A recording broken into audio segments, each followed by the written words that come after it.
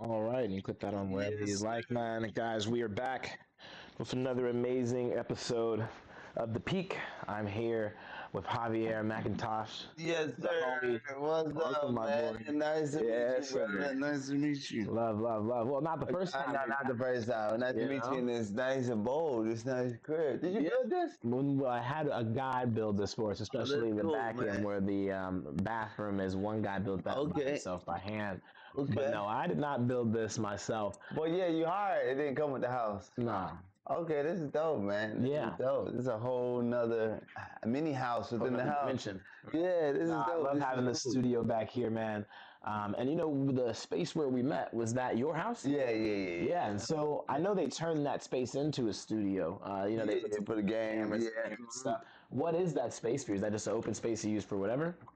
Where y'all did the game? Yeah. It's the living room. Yeah, that's just Yeah. move some stuff out in order for us to do that. Oh yeah, all the chairs. Oh, okay. They I had. was I saying don't it's know if pretty you empty. went to the other room, the pole room, but they moved all the furniture into there. Oh, right, Yeah. right, right. Okay. No, that makes a lot of sense, man. And so getting into the many, many, many things you do, man, Yes, you do a sir. little Muay Thai, well, not a little, Oh but a man, I lot love now, huh? Muay Thai, man. I'm going tonight. I'm going at 7 tonight. Right. So that's something you do every day, or how many times a week do you go there Man, and train?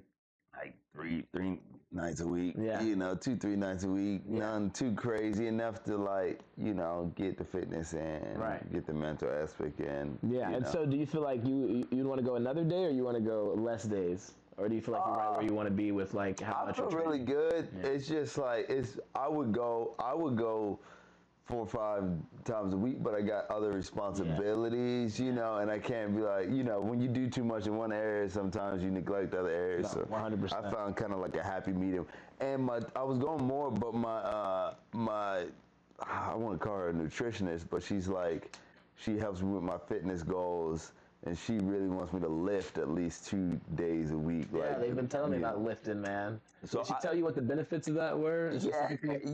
yeah, muscle growth. No, because I'm doing like 1,500 calories, so I don't want to lose any muscle. Now that I'm doing a little bit of a cut, Right. a little bit of cut. So just maintain the muscles, keep it looking good. I used to lift like 5 6 days a week before I started doing Muay Thai. Why though? Just on some fitness stuff? I just like Yeah. fitness stuff, and I listened to audiobooks Right. when Oh, I while you're lifted. lifting. So I consumed like 2 3 books a week. It was kind of like nice mentally. I always Sure. with my fitness, I always try to do the mental and the physical. Yeah. It's got to be both. It's got to be both. So Yeah. you don't. Okay, so now when you work out, do you listen to music, or No, did you get no. into the ebooks and like that's what you're So on? yeah, when I lift, I'm usually doing a book or a podcast, so catch up on that. And then when I'm doing Muay Thai, Yeah. you just gotta be zoned in. Right. Right. You can't be distracted with an audiobook the where you music and all that, nah. right. I mean the music, yes, because they have music blasted, so that helps with the rhythm. Yeah, When you okay. find you get a nice rhythm. But I wouldn't be able to pay attention to a book. When somebody's throwing a punch in my head, Right. I definitely would miss a couple sentences here or there. And so not only do you do the Muay Thai as a fighter, but you're also an actor as well Yeah, as yeah. a comedian. I saw a little improv there as well. Oh yeah, you saw the improv? Yeah. What nice. was the most recent thing you've done in the comedy spectrum? I have an improv troupe, so yeah, we have residencies, we go on tours, Right. yeah. So improv is definitely the most fun on the comedy side Yeah. for me. I love improv. I like scripted stuff, but improv is I'm just so much better and so much natural, and Yeah. it's a appreciation when you get in the zone. Not for real. It's like freestyle. Yeah, it's like freestyle, bro. I love freestyle. I love improv. It's just, Yeah. don't get me wrong. When I did stand up is dope too. But improv is just, I feel like it's more, it's calls me a little bit more. Yeah. And so you do the acting as well. And so how does, the comedy and doing the improv help with the acting? Do you get a lot of yeah. comedy roles, or is it more serious roles that you have? It's about 50-50. Yeah. But I think I do improv every time I get on set, man. It's improv. okay. Because it's not like, it's like a dance, Like, you don't really know what your partner's going to give you. Yeah. So they give you something different. You got to know how to adapt and stay in that role. Yeah. Stay And in so that, most of the times when you're doing these acting gigs, they're coming with a script but you just kind of gotta roll with the punches, right? Right. It's a well, really every movie is rewritten at least 3 times. So it's written by the person that writes the script. It's written by the director who interprets the script. It's written by the actors who interpret what the writer wrote. Right. And then it's rewritten when the editor's editing it. Right. So it's just like, as I interpret it, I interpret what I read. My partner in the scenes interpreting what they read. If they interpreted something different, I need to naturally react to that. Like, Right. oh man, you know what I'm saying? You Like, never know, that could be a better Right. better look than what you had before. Right. And it could be more natural. Right. And I think It should that's be all more about, natural, especially when it comes to acting and comedy, especially when you put them together. Being natural, I think, is where a lot of the greatest comedians and the greatest actors really shine. And so, who are some actors that you look up to? My favorite actor of all time is Will Smith. Oh yeah, and he's still balling. Yeah, man, he's dope. I mean, people forget before Will, like I remember growing up, there is no black lead guys doing international movies before Will Smith, man. I mean, the next person close to him is Eddie Murphy or Sidney Poitier, but he took it to the stratosphere with movies like Independence Day, movies like, Men in Black, the first black leading actor of action movies, period, So, and that's action movies is really the true international films, So, I'm not gonna lie, you're right about that. Will Smith is the most. When I think about it, it's like Will Smith. You could think Rush Hour, maybe a little actiony, but it's more comedy. Will Smith had it before that. Yeah. And you could, like, Chris Tucker could have taken it there, but he just didn't. Yeah. Chris Tucker, man. Yeah.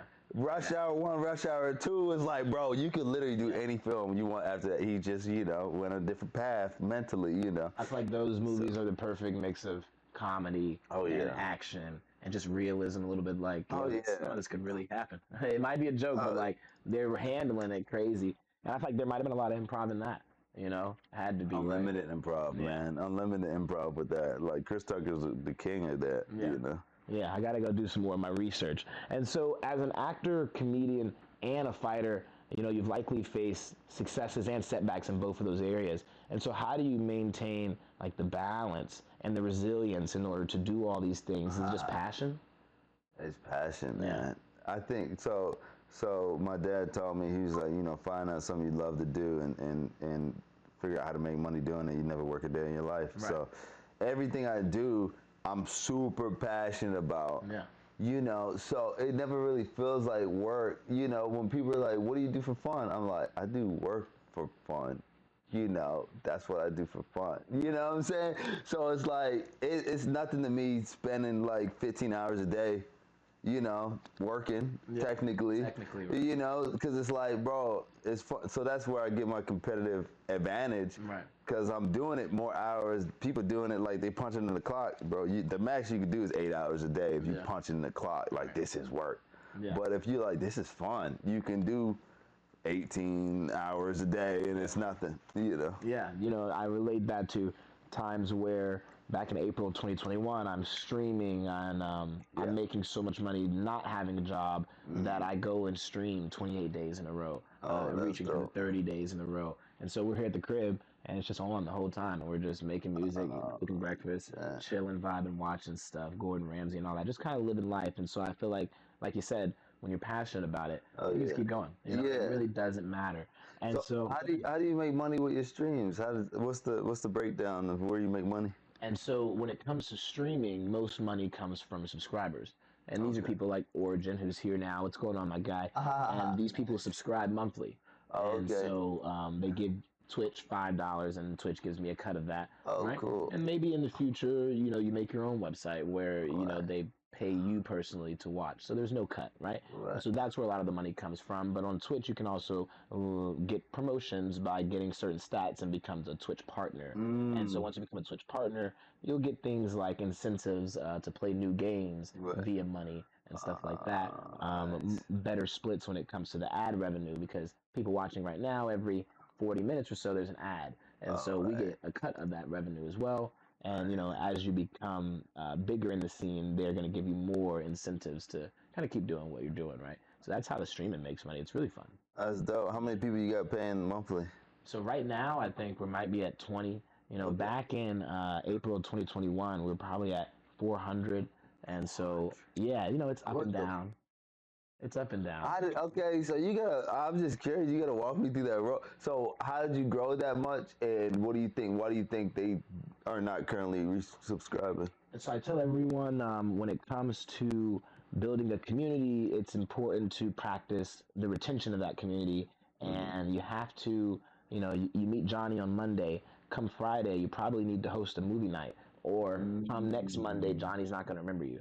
You know what I mean? And so a lot of it was me not hosting those community events and really tapping in with the community on a deeper level than, hey, I'm just live, right? And when you do that, those people will continue to remember you. Hey, Don's coming on at 6, like your favorite TV show, right? And so I feel like if you do that, that's how you sustain it well. And that's talking about why it fell, but how it got there. I feel like right now I may stream. Let's just say I may stream say maybe 10 hours a week, something like that, right? At that time, I was probably streaming upwards of 40 hours a week, right? Oh, And more than that, really, because we were doing the marathons. And so every Friday dang, or so, I would go live with a timer of 4 hours. And every time someone subscribed, the timer would go up.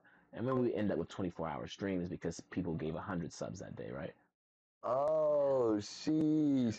That's fire, bro. That's damn. I'm just it's expanding my Crazy mind. methods, right? So it automatically adds the time, like it'd be like, ching, and then it just Right. adds it. Through coding and whatnot, there's programs that as soon as Oh, they that's send the so money in, it hard. automatically adds the time and just like Oh that. man, that's so hard. Yeah. So like you said, so you got up to 400 something, and then you were still doing regular events, or you stopped doing regular events? And so at no point was I doing movie nights and gaming nights. I was just going live, spending a lot of time live and not a lot of time nourishing the community in a sense, right? And so Like you talking about nourishing the agreement with non-live events, or Yes. also other live events? could be other live events, but Okay.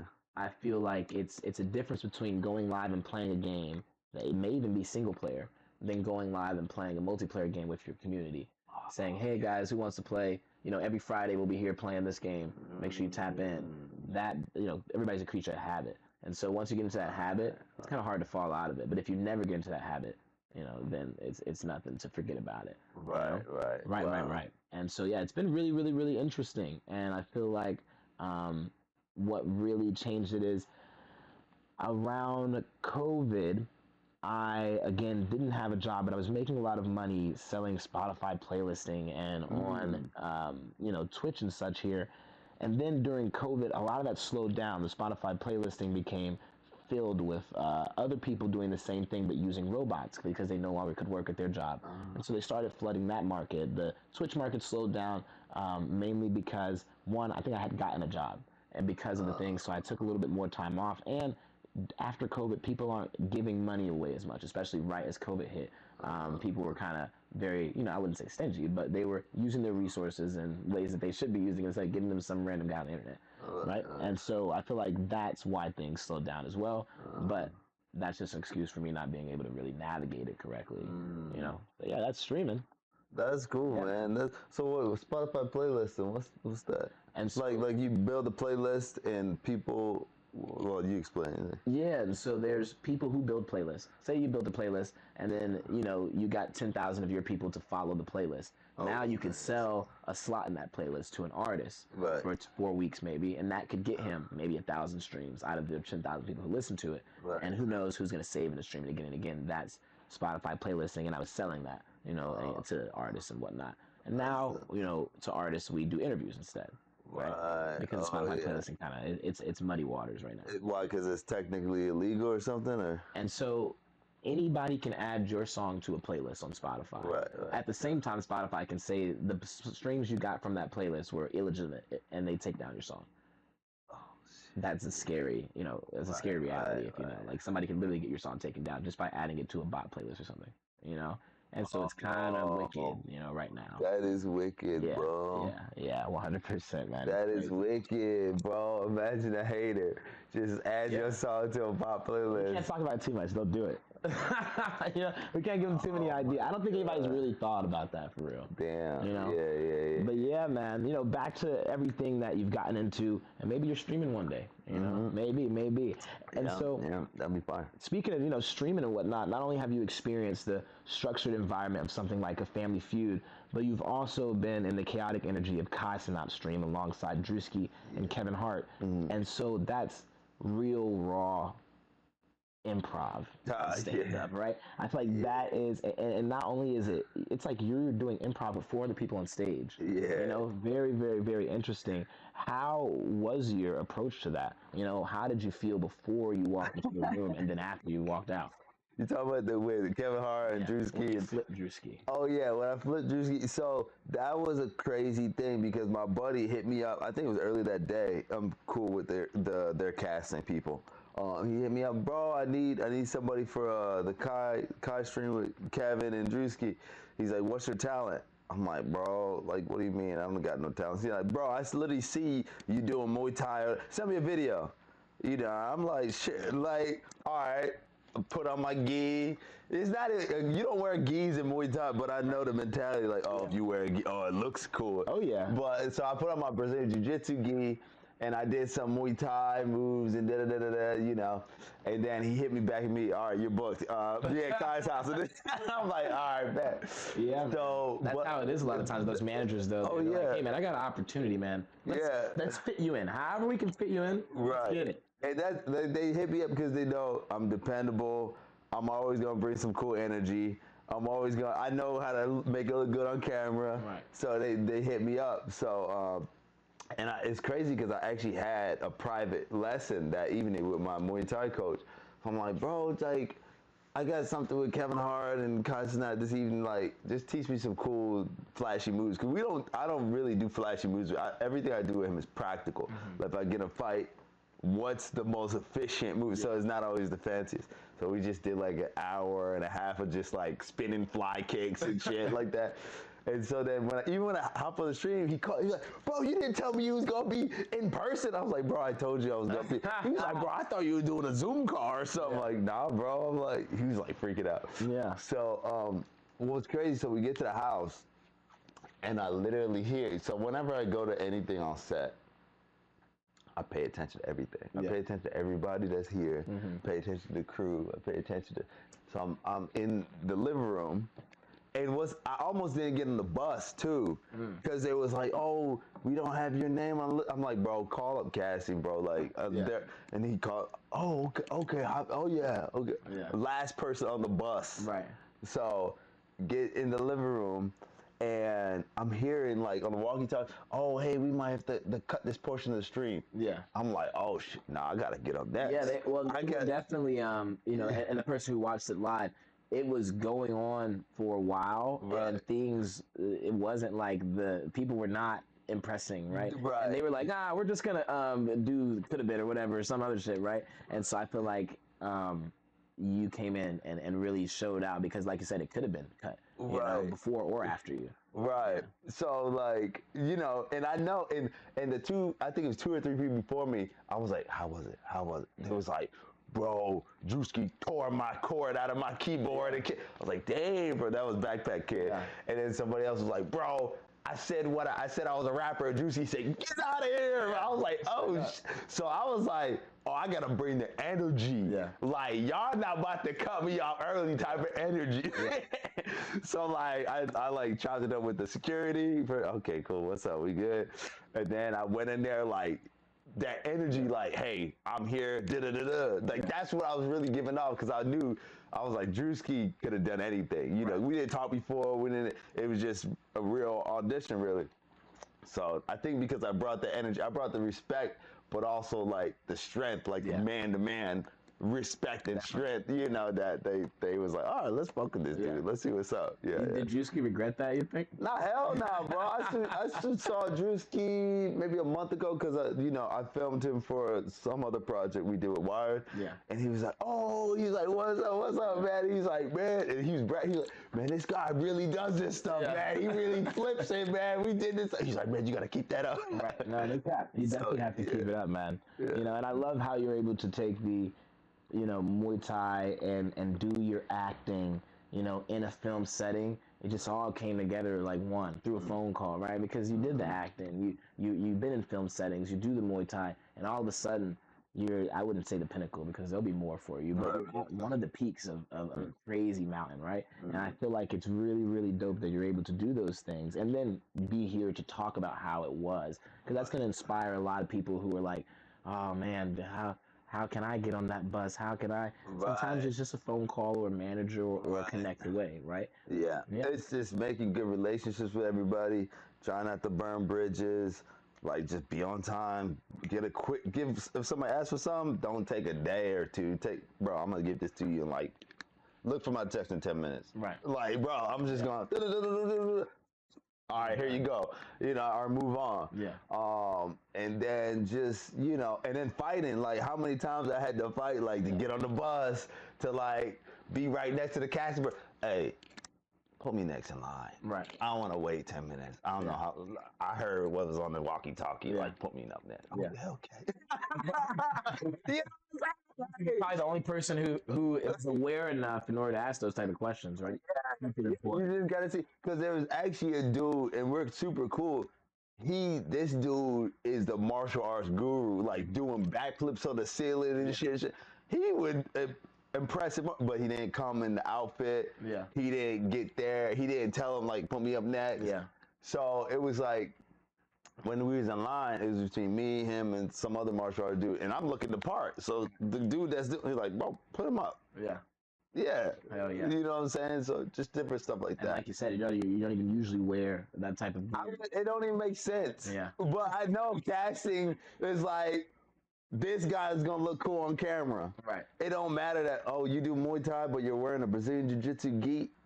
Nah, they don't know that. Yeah. So I know that they don't know that. You know, and it don't matter. It doesn't. And so in the chat here, they say, does Javier have a social that I can follow? Not only is it in the title of any video that you're watching right now, but you guys can definitely check that out. That's Javier McIntosh. That's JAVIERMCINTOSH.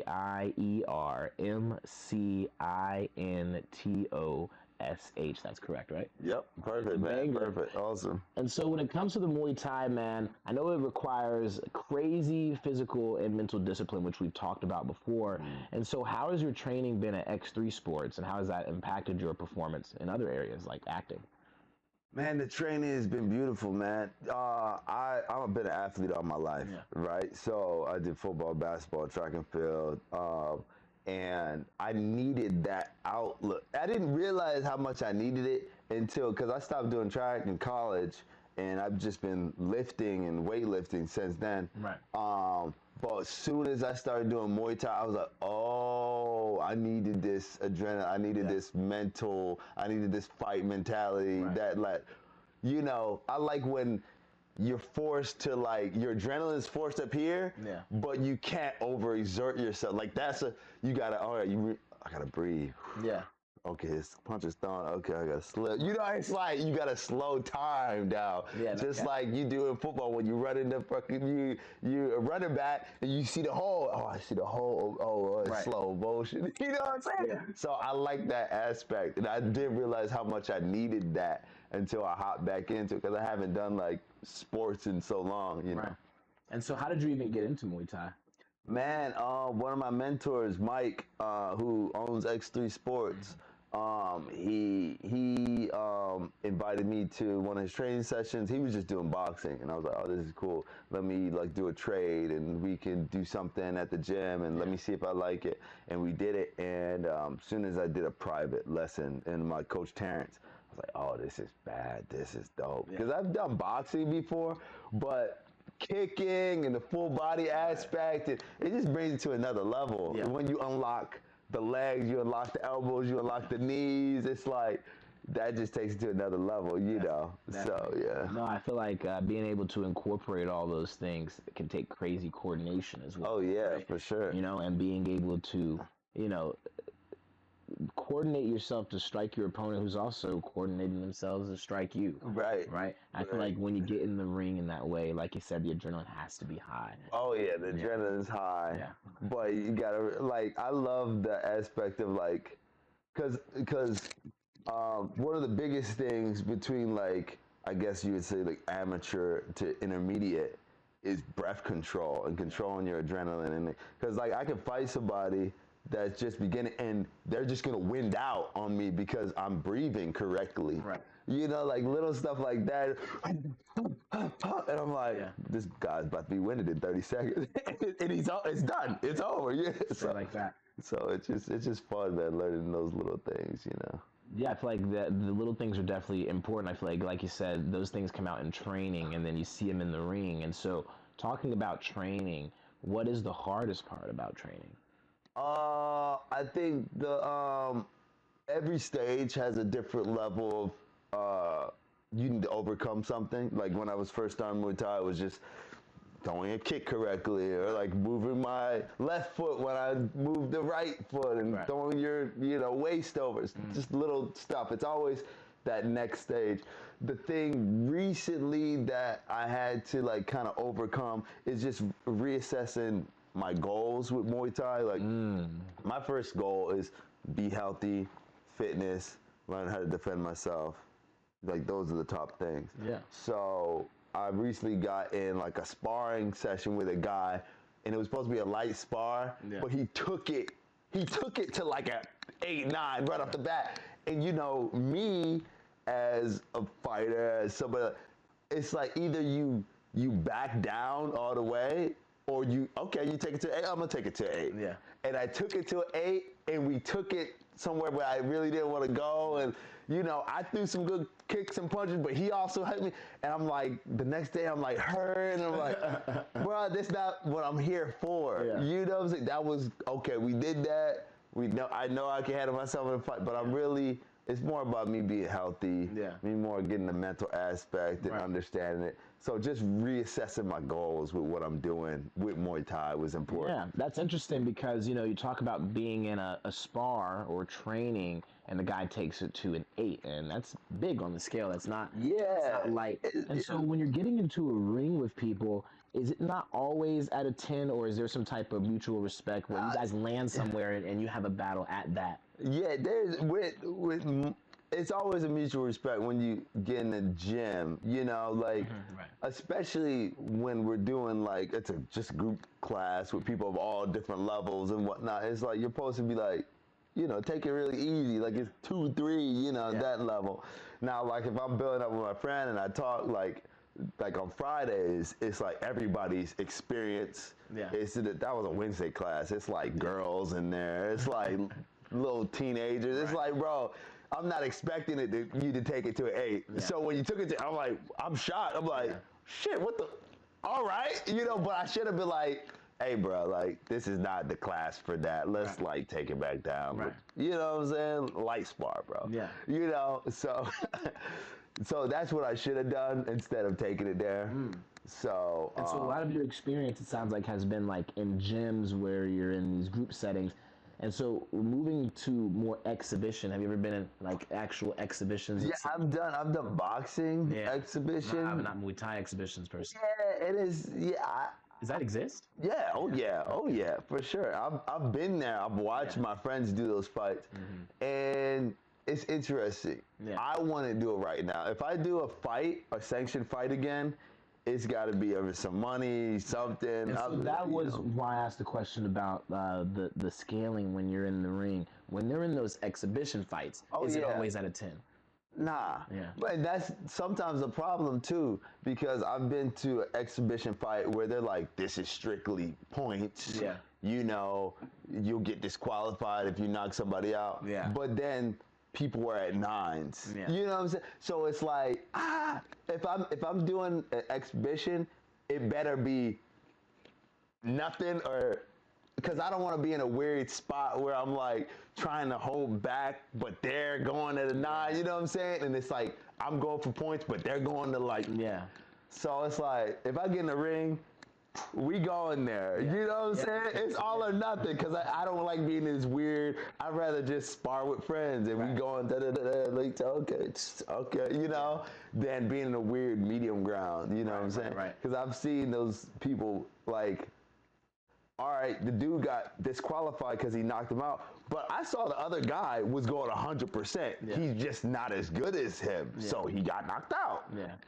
Who's in the wrong? You know what I'm saying? Like, who's the real winner? You know? Right. Just because he got knocked out. Right. He got knocked out. Now he won. But I'm like, I feel like that's super interesting. You know, when we're talking about boxing and all that type of stuff, because it's not like here's a touchdown.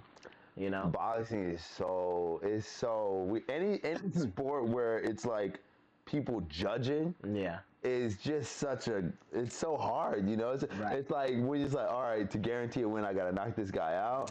It's so hard because, you know, it's already sports where you got refs and it's like they can sway a game. Now you gotta based on judges where they can sway and maybe they don't see stuff or maybe they have inherent biases based on like that's what it is a lot of the time. Oh yeah. They don't know it. Exactly. Yeah. And so, man, it's been amazing talking about specifically the fighting, you know, if I'm being honest, but you've also done so much other great things, which you guys can check out on all the socials. Okay. One more question, or maybe two. Talk to us about your time at Family Feud. Oh man, Family Feud was dope, man. Family Feud. So my mom always hit me. She was like, "Oh, I want to do Family Feud. I want to do Family Feud." She was there too.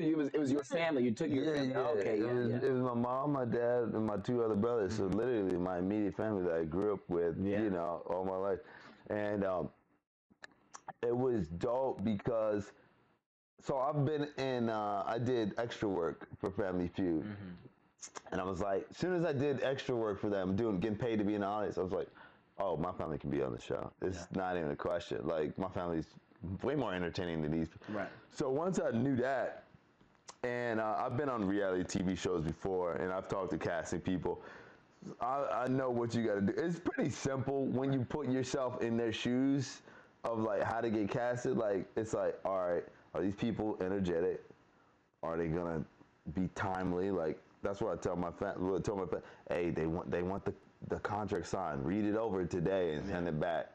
Because if we take a week or two, they're going to be like, bro, like... they're going to find somebody else. Yeah, they'll find somebody else. And, like, when we all met up to do our audition, I'm like, all right, we all going to wear these colors. We're going to match. So we look like a team. We look like we belong in the show already.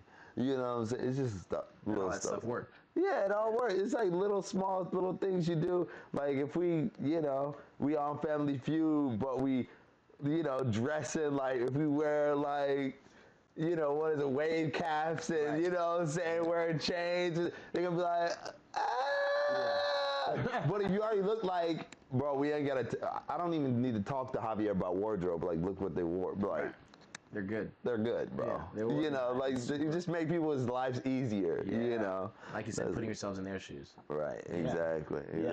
And so your career is on a trajectory right now. I feel like it's going and it's going to continue to go because a lot of the things that I've seen you in were just recently, you know.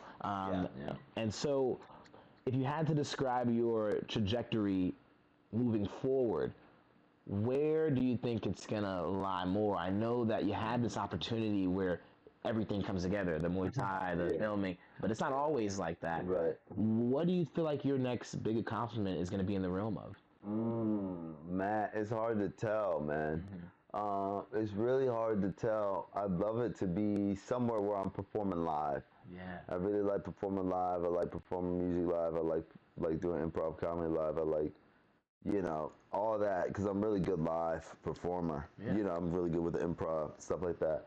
So, like you said, man, I'm growing everything at the same time. So I'm just, whatever opportunity comes to me, I'm already ready. I'm doing the acting, practicing that. I'm doing the improv. I'm doing the martial arts. I'm doing the fitness, you know. So whatever somebody needs to do in one of those categories, I'm like, all right, I got it all, bro. So.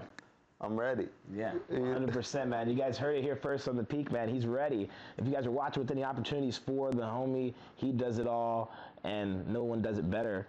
Is there anything else you'd like to shout out before we get out of here?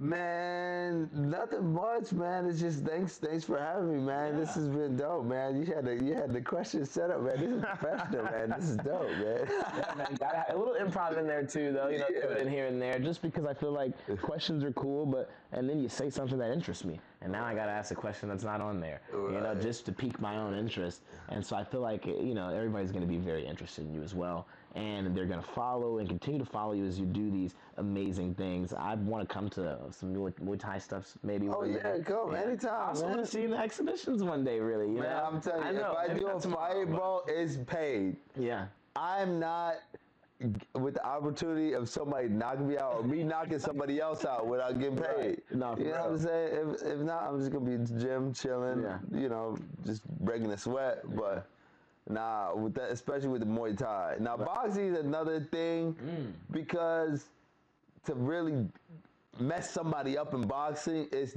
like you really got to have some talent or some strength, or But anybody can get it with a kick to the head, like, bro, like, and it's different, like even with dipping and whatnot. Like when I first started, I was used to boxing, and you see Mike Tyson, he be dipping low, he be low, and like somebody that was just more experienced saw like, all right, bang, just knee me. I was like, oh shit, I didn't know that was an option to knee me in the chin. I didn't know. Wow, okay, I won't be doing that no more. This is not boxing.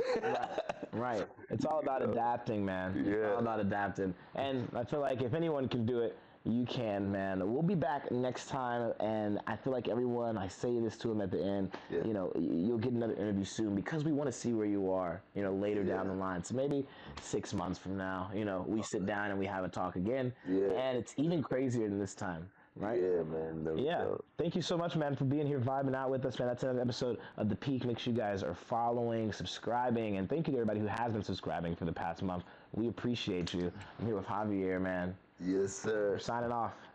All right, guys. Awesome. Cool, man. That was dope, man. Yeah, that was easy. Dope. That was dope.